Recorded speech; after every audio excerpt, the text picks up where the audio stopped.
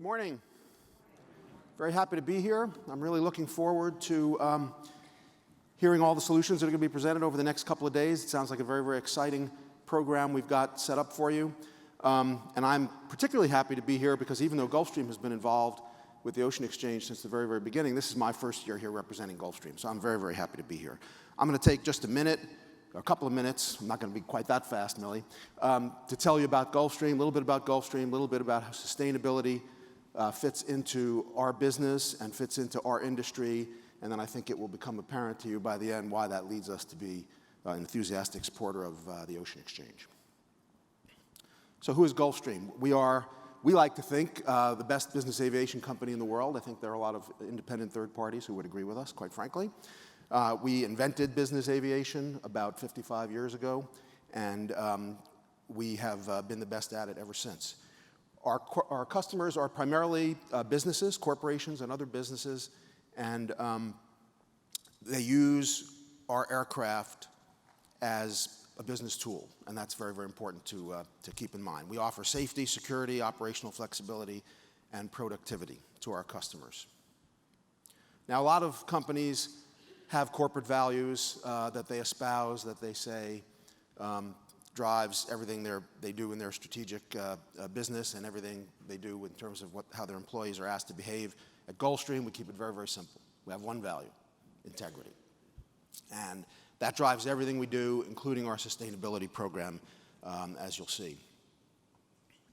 So today, Gulfstream has about 16,000 employees worldwide, 12 locations over 4 continents. We're very, very spread out, but we're also very, very centralized because about 2/3 of those employees are right here in Savannah. We've got about 2,400 jets in service, and the number goes up very, very quickly because we deliver over 100 jets a year, and the old ones never, ever seem to go out of service. So the fleet grows very, very quickly. We've got 6 models currently in production, as you see there, the 2 mid-cabin models, and then the 4 large cabin models are all manufactured here in Savannah, the 450, the 550, the 650, and the 650 ER. If you're wondering what the ER stands for, it stands for extended range. That aircraft goes about 500 nautical miles farther than the 650 at 0.85 Mach, 400 miles further at 0.9 Mach. We've got 2 aircraft in development, and I'll talk more about them in a bit, the G500 and the 600. Clean sheet aircraft designs we're very, very excited about, all the newest technology. The 500 is currently in flight test, and the 600 will be entering flight test here pretty soon. We also have the largest product support organization in business aviation. Our service center here in Savannah is, so far as we can tell, the largest business aviation service facility in the world, about 750,000 square feet. And that business is actually over $1 billion business a year by itself. So let's talk a little bit about the aviation industry, the business aviation industry, and sustainability. The industry, and those of you who've been here before, I know Joe Lombardo, my predecessor on the Ocean Exchange board from Gulfstream, has talked a little bit about this, but for those of you who have not heard it before, the aviation industry has established some very, very significant and aggressive goals, and you see them there. And the business aviation community in particular has 4 pillars that are being relied on to achieve those goals: technology, infrastructure and operations, alternative fuels, and market-based measures. And you'll see how those fit into our business here in a moment. So this chart, which is a little bit hard to follow, but I'll walk you through it very, very quickly.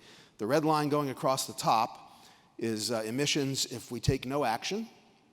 The blue line that goes exactly horizontally across the middle is carbon neutral growth through 2020, or beginning 2020, excuse me. And then the green line that drops off dramatically at the end is the 50% reduction by 2050. And the colored areas describe which of those pillars are going to accomplish what we need to accomplish. So you see very, very significant reliance on technological innovation that has yet to occur, and very, very significant reliance on biofuels.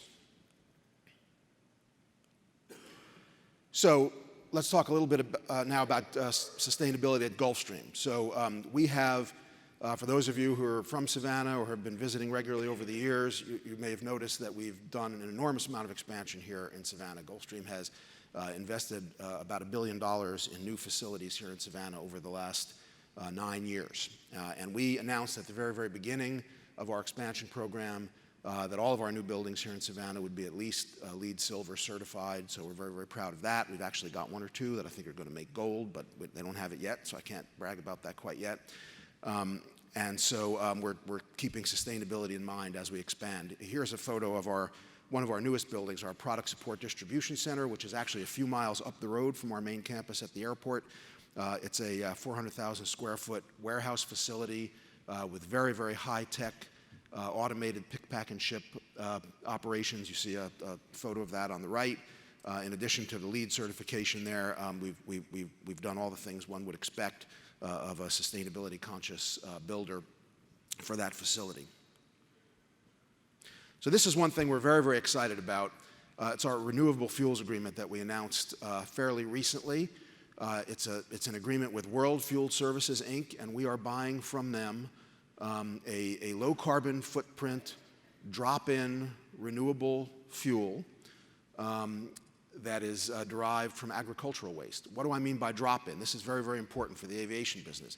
By drop-in, I mean that no modifications to the engine are required, or any other system on the aircraft required, in order to use this fuel. You can fill up with this one day, fill up with Jet A the next day, blend them together, which is actually what we're doing initially, and it works just fine. And that's very, very important consideration. I mean, I think for any renewable fuel to be successful in aviation, it's going to have to be a drop-in fuel that requires no modifications.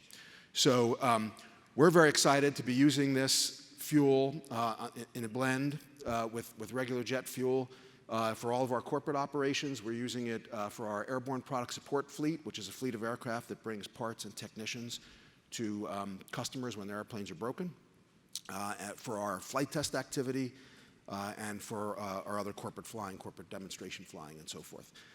Why are we using a blend? It's still very, very expensive. So it would be prohibitively expensive to use it 100%.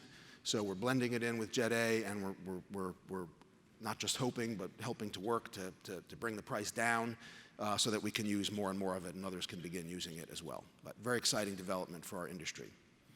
The G500 and the G600, as I mentioned, are clean sheet aircraft. And so when we designed them, we took sustainability to heart. And I guess the one thing I'd focus on in particular is the engines. When we put out the RFP for the engines, we took a very, very aggressive view, trying to exceed not only the current standards, current international standards, but also the next round of standards that may be adopted in the future and beat even those by a significant amount. And I'm specifically speaking of standards with respect to fuel efficiency, NOx emissions, smoke emissions, and noise.